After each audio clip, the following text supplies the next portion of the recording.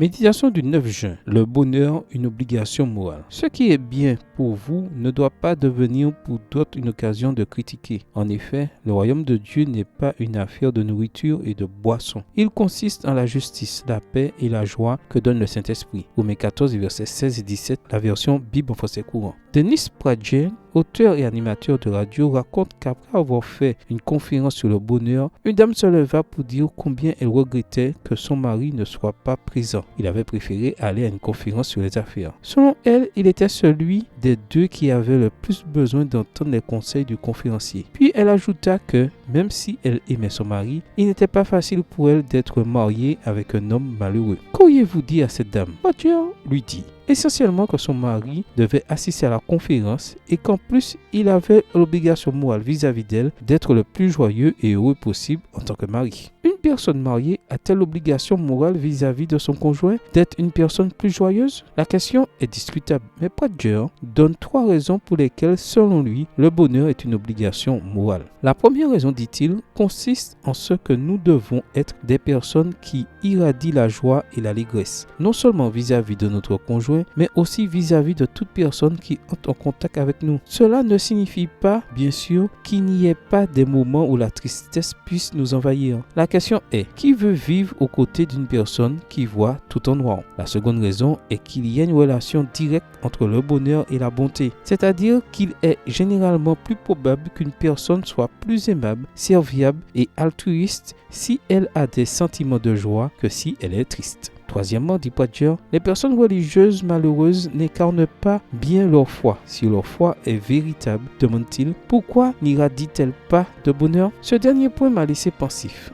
En tant que chrétiens, devant le monde qui nous observe, incarnons-nous bien, vous et moi, la vie de notre Seigneur et nous savons comment a été cette vie. Bien que Jésus ait continuellement dû affronter de dures épreuves, son visage ne portait pas l'empreinte du chagrin. Au contraire, son cœur était une source de vie et partout où il allait, il apportait avec lui le calme, la paix, l'enjouement et la joie. Extrait du livre Jésus, chapitre 13, page 183, livre écrit par Ellen G. White. Quel défi! Qu'on l'appelle obligation morale ou autrement, souvenons-nous que nous sommes des représentants du Christ. Partout où nous allons, irradions donc la paix et la joie. En commençant aujourd'hui, le royaume de Dieu n'est pas une affaire de nourriture et de boisson. Il consiste en la justice, la paix et la joie que donne le Saint-Esprit. Prière. Apprends-moi, Père Céleste, à bien représenter mon Sauveur, que ta justice, la paix et la joie du Saint-Esprit inondent aujourd'hui mon cœur. Bonne journée à vous et que le Seigneur vous bénisse.